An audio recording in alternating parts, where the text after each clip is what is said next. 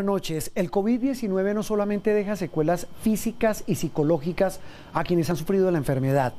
Factores como el encierro y los problemas sociales y económicos que ha dejado la pandemia activan la depresión y la ansiedad. Para hablar de estos temas me acompaña esta noche la doctora Fernanda Hernández. Doctora, buenas noches. Juan Roberto, buenas noches. Quiero compartir un dato para dar inicio a esta nueva entrega de El Proyecto Es Colombia sobre la salud mental en el país. Por primera vez, el DANE indagó sobre el tema y encontró que 6 de cada 10 colombianos han tenido síntomas relacionados con afectación de su salud mental a causa de la pandemia. Sin duda alguna, estamos frente a uno de los mayores efectos colaterales de esta crisis en el corto, mediano y largo plazo si no actuamos ya. La pregunta es, ¿qué tan preparado está el país para atender la salud mental de los colombianos? La doctora Fernanda investigó. Las consecuencias son evidentes. Además de un virus nuevo, hemos enfrentado a una emoción primitiva, poderosa y más contagiosa e imparable que el mismo coronavirus: el miedo, que alimentado por la incertidumbre, el aislamiento, la desinformación, el duelo y la quiebra económica, entre otros, está detonando o agravando trastornos de salud mental. La segunda pandemia es la pandemia de la salud mental. Se han incrementado los intentos de suicidios. Ahorita las unidades de salud mental se encuentran con una ocupación por encima del 95%. Estamos viendo la punta del iceberg, solo los cuadros más graves, porque quienes sufren emocionalmente tienden a ocultarlo. Da miedo porque es una persona externa y no sabes si te va a juzgar, si se va a burlar de ti. Históricamente, los problemas y trastornos mentales se han negado, como si fueran algo que le pasa a los demás, cuestión solo de titulares o hasta de ficción. Trastornos de personajes como José Arcadio Buendía, el fundador de Macondo y el primero de la estirpe condenada a 100 años de soledad. El cuadro de él es un cuadro correspondiente a una esquizofrenia, si lo vemos desde el punto de vista médico. La esquizofrenia es una enfermedad mental grave, es una enfermedad en donde la persona empieza a darle una interpretación diferente a la realidad. El que llegó más cerca de su enfermedad fue el sacerdote del pueblo. El padre Nicanor aprovechó la circunstancia de ser la única persona que había podido comunicarse con él para tratar de infundir la fe en su cerebro trastornado. Ni Úrsula, su esposa, logró descifrar los síntomas, tampoco el sistema de salud macondiano, y aunque todo esto es pura ficción, no está lejos de la realidad. Nos toca ver con frecuencia cómo algunos pacientes, antes de llevarlo al psiquiatra, es llevado a exorcismos o digamos, procedimientos de brujería. Los estereotipos, prejuicios, desconocimiento y estigma han puesto un velo sobre la salud y la enfermedad mental. ¿Cuánto tiempo pasó desde que empezaron los síntomas hasta que tuviste un diagnóstico? Empecé con los síntomas como antes de los 14 años y ya casi a cumplir 18 años fue cuando tuve un diagnóstico, pero fue como a fuerza, ¿sabes? Porque para llegar a ese punto me tomé unas pastillas. Así le pasa a la mayoría de pacientes. El diagnóstico suele demorarse entre 2 y 10 años. Y en esta, como en cualquier otra enfermedad, ese tiempo perdido empeora el pronóstico. Cuando llegan a psiquiatría tenemos pacientes muy cronificados que pudo habérsele dado solución desde el principio, que debieron ser lo más funcionales posible y ahora comenzamos a pelear con rehabilitarlos y reintegrarlos.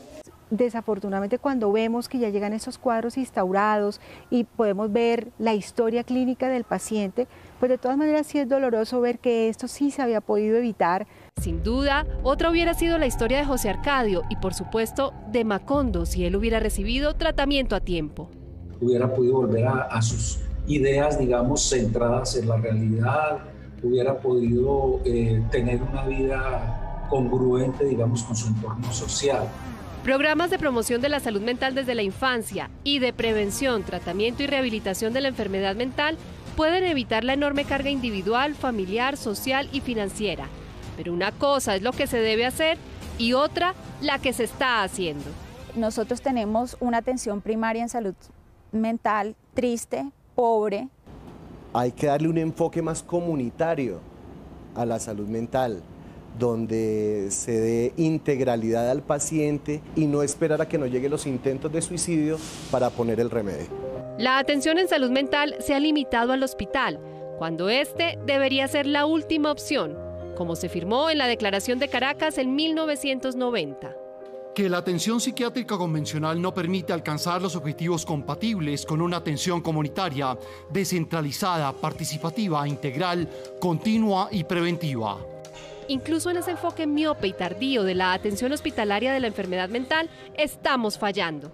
Si revisamos, por ejemplo, los datos del 2019 del RIPS, encontramos que solamente el 10% de los adultos con algún trastorno mental y el 16% de los adolescentes fueron atendidos de manera efectiva en el sistema de salud. Me ha sido imposible tener una psicoterapia normal, porque incluso cuando ha llegado como el día de la cita, ha sido cancelada.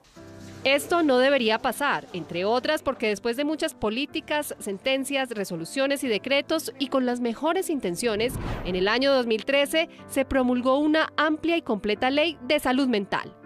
Es una hermosa ley, pero ¿quién la cuida? ¿Dónde está la obligatoriedad? ¿Dónde están sus reglamentaciones? No las tenemos. Ve uno con el retrovisor y estamos igual, no hemos tenido ningún impacto. En el papel, el paciente tiene 16 derechos, pero en la realidad, el triple de obstáculos. Por ejemplo, en que los planes complementarios, las pólizas de salud no reconocen los intentos de suicidio como parte de una enfermedad, sino algo voluntario, y no son cubiertos. ¿Les sorprende? Pues las pólizas y prepagadas tampoco cubren la rehabilitación de farmacodependencia, y aunque se han hecho varias actualizaciones del POS, hoy el plan de beneficios está condicionado para ciertos diagnósticos, cuando son tecnologías mucho más baratas y con menos riesgos si se comparan con las disponibles para el manejo de otras enfermedades. No debe ser una carga la enfermedad mental, debe ser una enfermedad crónica como la diabetes, como la hipertensión, como cualquier otra. Miremos otra cara de la atención, por ejemplo, el número de camas de salud mental por cada 1000 habitantes. Comparados con otros países, estamos rezagados. Tener una unidad de salud mental con todos los estándares requiere de gran inversión, pero las EPS pagan poco por el servicio. Es más costosa quedarse en un hotel de 3 o 4 estrellas que en una unidad de salud mental. Y ahí no tiene ni que ponerle un psiquiatra, ni enfermera, ni comida. Pero no solo los pacientes sufren las consecuencias del abandono de la salud mental y del estigma. Si a un especialista psiquiatra le pagan por hora, le pagan menos la hora que a otros especialistas. Y a propósito, los psicólogos sí que tienen un salario bajo en el país, apenas entre 1.500.000 y 2 millones de pesos. Todo esto contribuye a la escasez de fuerza de trabajo interdisciplinario. Es una media de 1.6 psiquiatras por cada 100.000 habitantes. Psicólogos, si hay un grupo grande, alrededor de 123 psicólogos por cada 100.000 habitantes, pero el problema es que están muy concentrados en las grandes capitales. Aunque queda tela por cortar, es más que evidente que la salud mental sobrevive en medio del déficit crónico. Y eso que no hemos hablado de poblaciones vulnerables, como son recientemente los trabajadores de la salud, o de tiempo atrás, las víctimas del conflicto armado, la población privada de la libertad, la rural, los indígenas, entre muchos otros. La salud mental nuevamente no se ve como un tema prioritario que haya que atender. Los pueblos indígenas del Putumayo han estado solos. Ha faltado ese enfoque integral, comunitario y diferencial, un tema agravado por la pandemia. Lo que se disparó fueron las cifras de intentos de suicidio. Se aumentaron al 70% del total de los ingresos, es decir, 7 de cada 10 personas que ingresaban aquí lo hacían por una conducta suicida. Justo cuando la atención en salud mental está en crisis, llega la pandemia. Sus efectos han sido devastadores. Según la Organización Mundial de la Salud, la pandemia ha perturbado o paralizado los servicios de salud mental esenciales del 93% de los países del mundo. No es sentarse a esperar qué va a pasar después de la pandemia, sino comenzar a tomar acciones desde ya para prevenir el impacto de lo que se viene y también para acompañar en estos momentos tan difíciles a la comunidad. Tenemos que estar preparados, porque si no actuamos en este momento, si no hacemos promoción y prevención en salud mental, pues el día de mañana vamos a tener que cambiar las camas de la UCI por camas en unidad de salud mental. Sin salud mental no hay bienestar ni progreso. Todas las personas merecen vivir feliz, ¿no? Estables, con bienestar y seguros. Esa necesaria y esperada reestructuración de la atención psiquiátrica ya está escrita. Ahora hay que materializarla de manera rápida y decidida. De lo contrario, todos seremos responsables de que a la salud mental le pase lo que a Macondo, que vivió el azote de la peste del olvido. O peor aún, lo que le pasó al primero de esta estirpe maldita. José Arcadio Buendía permaneció en el patio atado a un árbol. Días antes mostró poca lucidez y su familia decidió atarlo en el castaño. Las debilidades del sistema de salud de Colombia no son muy distintas a las de los demás países de América Latina. Así es, Juan Roberto. A las dificultades ya existentes se suman el incremento en el número de trastornos, pero además los graves efectos que el COVID-19 ha causado en el acceso a los servicios de salud mental en la mayoría de países. El llamado es claro y contundente. Saludo a la doctora Luz María Salazar. Ella es la consultora nacional de salud mental de la Organización Panamericana de la Salud. Gracias por esta entrevista para el proyecto Es Colombia. Hola, muy buenas noches para todos. Doctora Salazar, ya traíamos una deuda en salud mental y esta crisis incrementa el déficit y por otro lado la demanda de atención. Desde su punto de vista de región, ¿qué deben hacer nuestros debilitados sistemas de salud para atender esta situación de manera integral, rápida y cubrir las necesidades reales de la población? Se requiere que todos los sectores, incluido el gobierno, la sociedad civil, los encargados de formulación de políticas públicas, los donantes, cooperantes internacionales, organizaciones sin ánimos de lucro, etcétera, etcétera, deben tener conciencia en relación con la importancia de incrementar los recursos y la inversión en salud mental. ¿Disponen los países de financiación adicional suficiente para atender estas actividades? No.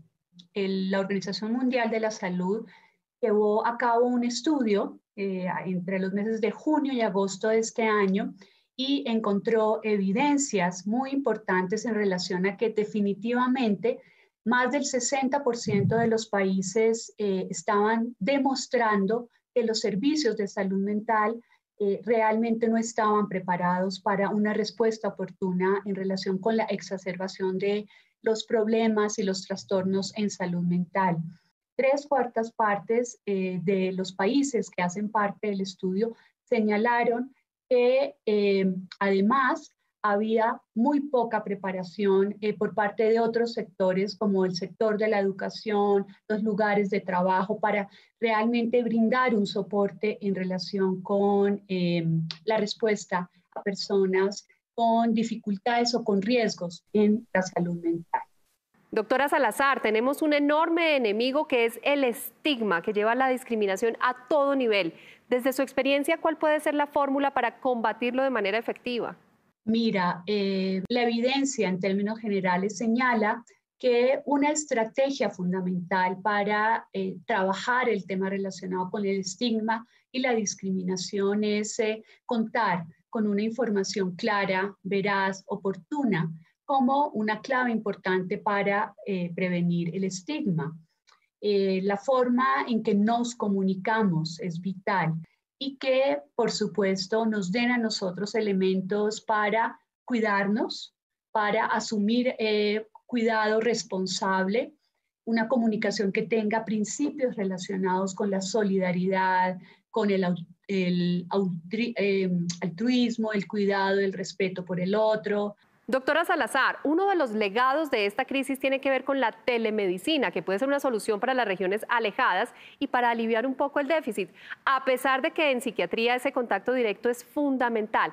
¿Qué han encontrado? Ustedes han hecho estudios sobre el tema en la adopción de la telemedicina y la teleterapia. Lo que hemos encontrado y lo que muestra el estudio es que más o menos un 70% de los países han adoptado diferentes estrategias de teleorientación para subsanar las brechas de los servicios de atención presenciales. Sin embargo, hay muchas disparidades y muchas diferencias entre los países. Entonces, siendo esto una oportunidad, realmente no es muy factible para países de ingresos bajos y de ingresos medios, como podría ser Colombia. Invertir en salud mental es invertir en bienestar y en progreso. Aquí hay un llamado enérgico a los dirigentes y a los gobernantes. Sí, es absolutamente necesario incrementar los recursos. Y cuando hablamos de recursos, no solamente estamos hablando de recursos financieros, que son fundamentales, sino también en tecnología, también en la formación y en la generación de capacidades para que todos los equipos, aún no especialistas en salud mental, desarrollen capacidades y expertise. Quienes invierten en salud mental definitivamente cosecharán beneficios. Las estimaciones de la Organización Mundial de la Salud informan que casi $1 billón son las pérdidas anuales de productividad económica causadas únicamente por problemas relacionados con depresión y con ansiedad. Doctora Salazar, el tema es extenso, el tiempo corto, pero llamado claro, urgente incremento de la inversión. Su reflexión final, por favor. Definitivamente, en tiempos difíciles como los que hemos vivido este año, se notan mucho más las brechas que hay para el acceso a los servicios de salud mental y que, como lo dice el lema de la Organización Mundial de la Salud, no hay salud sin salud mental. Se requieren recursos humanos, técnicos y financieros para el logro de un mayor bienestar de todos los ciudadanos en cada momento de nuestro ciclo vital. Gracias, doctora Salazar, por sus reflexiones. Con mucho gusto. Tenemos una oportunidad de oro para que la salud mental deje de ser la cenicienta de la salud pública. Escuchen esto, los problemas de salud mental producen más de 1/3 de la discapacidad total en el continente americano. Sin embargo, solo 2% del presupuesto de salud de los países se destina a la prevención y tratamiento de estos trastornos. Hoy, con lo que ha quedado del descubierto y con las consecuencias psicológicas que ha dejado la pandemia, es necesario examinar a fondo la situación para tomar medidas. Nuestra periodista Juliana Gallego consultó a expertos y con ellos analizó las enfermedades mentales que hoy aquejan a los colombianos. Este es su informe. Es importante que usted retire todo elemento con lo cual él se puede hacer daño, le puede hacer daño a usted. Cuchillos, palos, medicamentos, elementos tóxicos de acero. Yo voy a un sexto piso y la otra vez él me dijo, si no me dejan salir, yo me tiro por la terraza. ¿Me ayudas por favor en la carrera 24? En Bogotá, estos pequeños carros que poco tienen la apariencia de una tradicional ambulancia se convierten en una. Sin sirena, pero con mucha prisa, recorren la ciudad para atender una emergencia más difícil de detectar y de tratar que las de los dolores del cuerpo. Atiende la salud mental. Cuando a ti alguien te dice, tú no puedes salir, tú no puedes,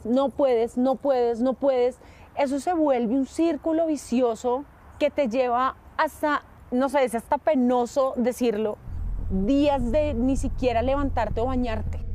Lupi sufre desde hace 1 año y medio de un trastorno mixto de ansiedad y depresión con bipolaridad.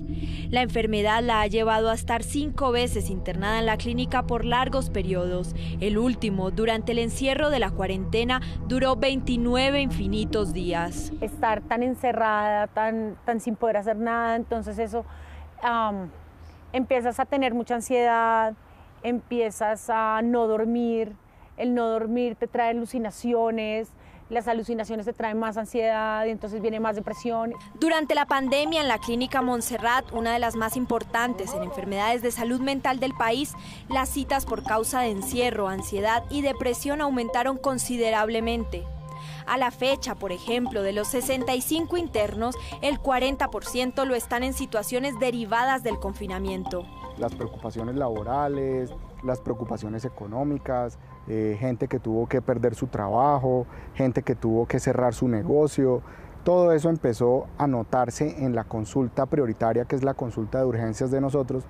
Y en esos meses de cuarentena, por ejemplo, las estadísticas es que el 63% de los que consultaron tenían temas relacionados o ansiedades relacionadas con la pandemia.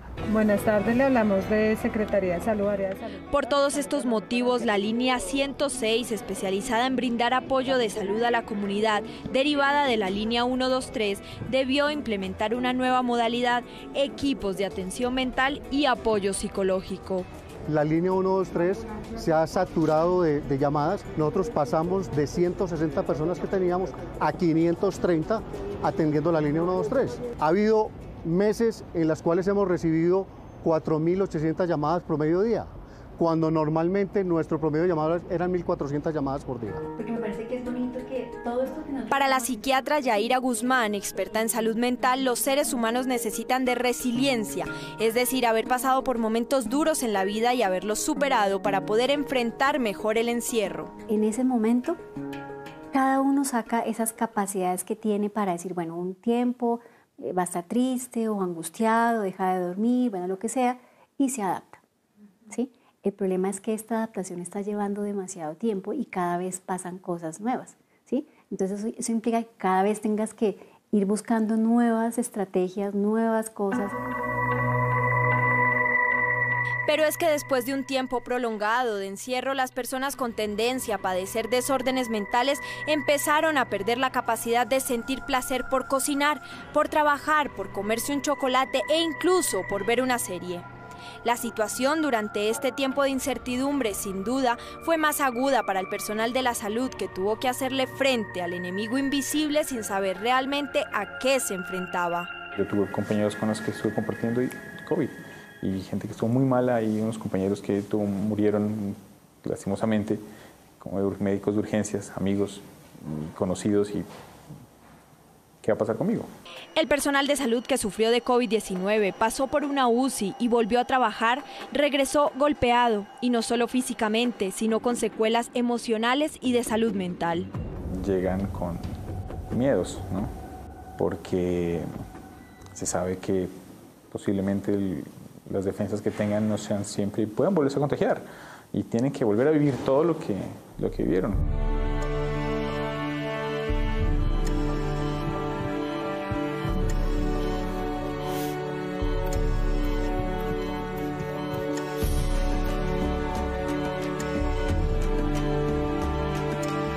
Pero para la ausencia de grandes certezas, lo mejor es tratar de aferrarnos a las pequeñas realidades, y en eso los niños sí que son expertos. Como con todas nuestras actividades acá, nuestros hobbies en la casa, creo que nos hemos entretenido muy bien, y creo que pues entre nosotros nos ayudamos a acompañar y a tratar de olvidar todo lo que está pasando a nuestro alrededor. Sofía y Lucía aprendieron a valorarse la una a la otra, a disfrutarse hasta las peleas de hermanas, y el piano, la pintura y la cocina hicieron de sus meses de encierro, que aún continúan, algo mucho más ameno. Cuando estoy aburrida y no tengo nada más que hacer, pues digo, ok, tengo mi piano justo al lado, ¿por qué no practico? Y cuando uno comienza a practicar, uno practica y practica y practica, y cuando se da cuenta ya han pasado horas. Y así, mientras la una canta y la otra toca el piano, la vida se va volviendo más resiliente y más esperanzadora.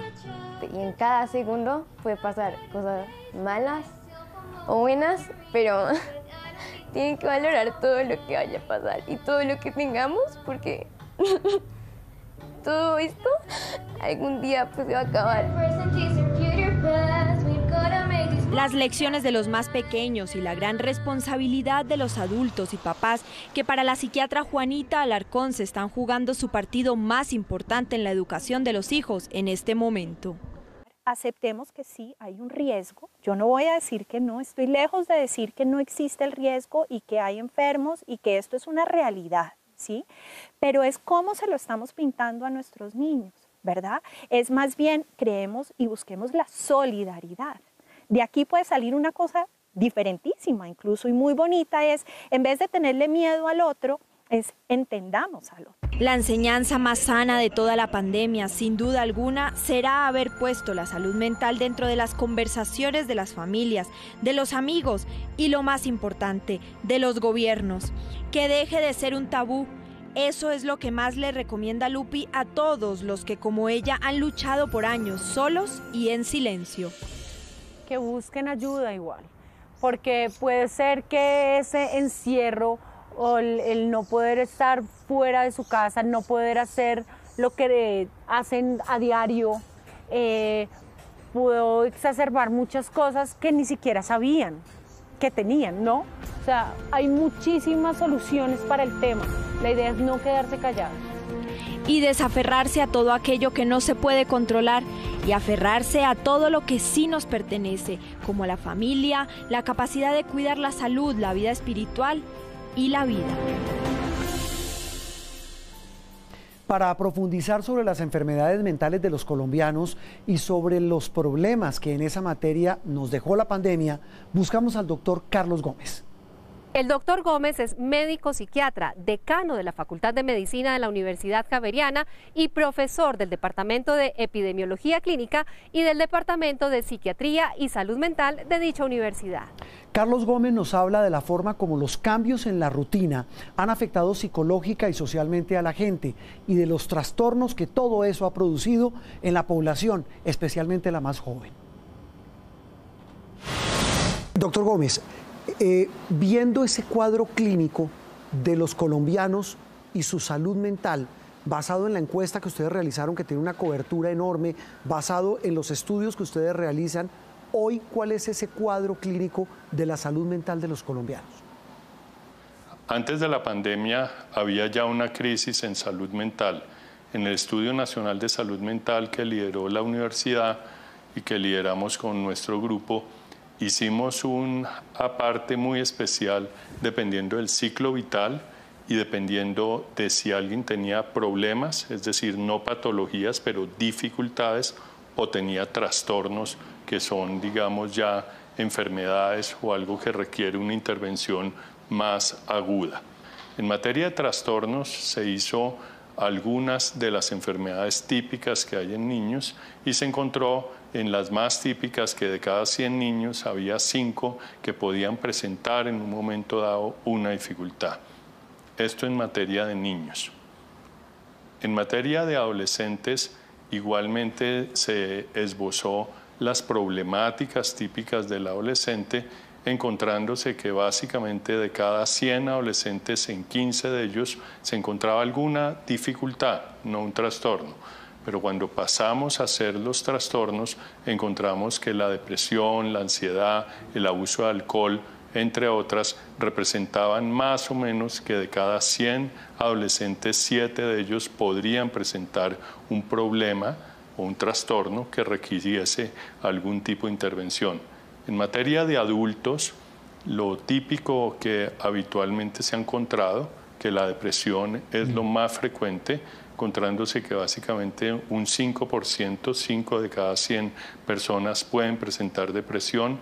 El alcohol, el abuso de alcohol, el uso riesgoso de alcohol es muy importante igualmente, encontrándose básicamente que dependiendo del grupo de edad oscilaba entre 12 a 20 de cada 100 personas con un abuso de alcohol, constituyéndose pues el abuso de alcohol y la depresión como los pilares más importantes de los trastornos de los adultos.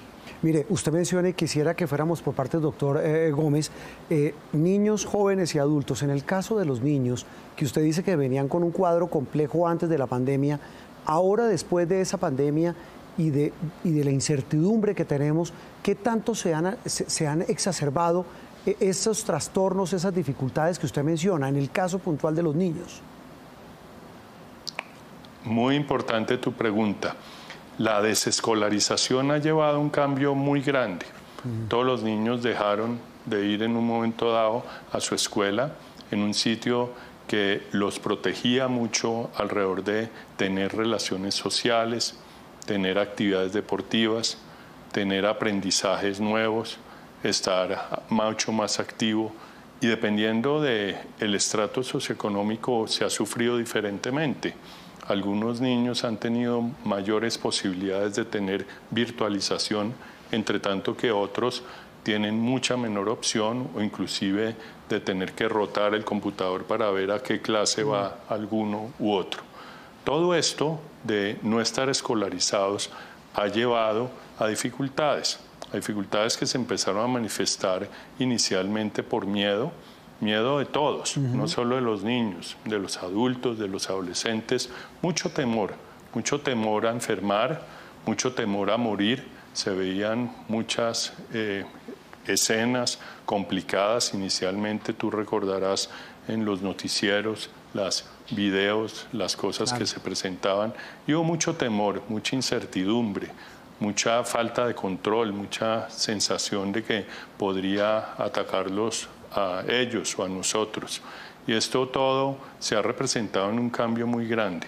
Sí, mire, ahí hay otro tema también, doctor Gómez, y es esas líneas entre la tristeza, entre lo que muchos llaman las ganas de fregar, y excúseme porque son frases coloquiales de nuestra vida diaria, y cuando hay señales de alarma. Hablo de los síntomas de esos trastornos en niños y jóvenes. ¿Cuándo hay que preocuparse y qué señales pueden llevarnos a esa preocupación? Yo pienso que es muy difícil dar como unas pautas totalmente claras de esto.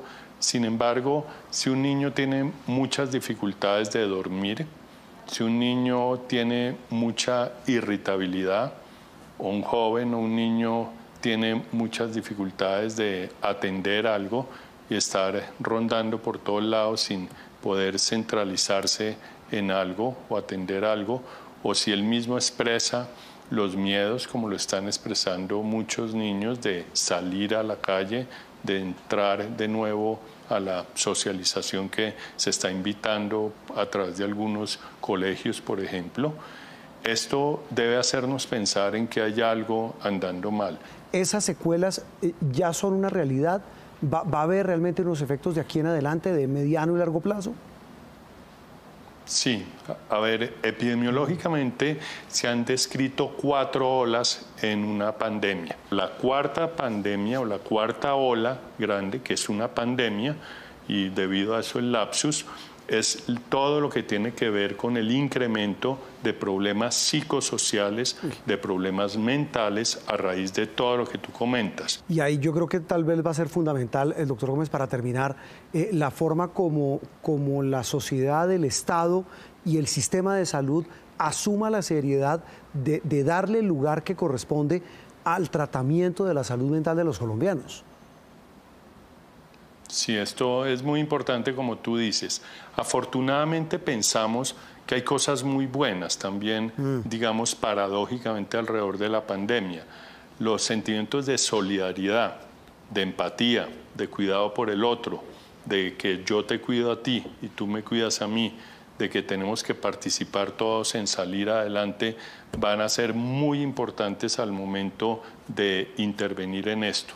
Igualmente, hay muchas innovaciones que venimos realizando. En la universidad, por ejemplo, hay unos sistemas de escucha activa, de mental, punto de apoyo, etcétera, que han contribuido desde plataformas a ayudar a aquellos que no tienen con quién hablar, a quienes necesitan un poco de ayuda y que pensamos va a ser muy importante porque así como hay problemas graves, hay problemas moderados y leves que pueden manejarse con maneras alternas y ayudar a operar sobre la pandemia. Juan Roberto, es urgente priorizar la salud mental, desde el nivel individual, cada uno, hasta el gubernamental. Esto no es tarea de otros, al contrario, de todos depende acabar con el estigma y hacer efectivo este derecho fundamental. No necesitamos más leyes ni normatividad. Todo está perfectamente escrito. Ahora lo que hay que hacer es pasar a la acción y ponernos al día. El COVID-19 nos ha puesto frente a una realidad que implica cambio de hábitos y temor a enfrentar la enfermedad. De ahí la importancia de que las instituciones trabajen para que el confinamiento y la situación de salud pública no terminen en una nueva pandemia, esta vez de salud mental. Una feliz noche para todos.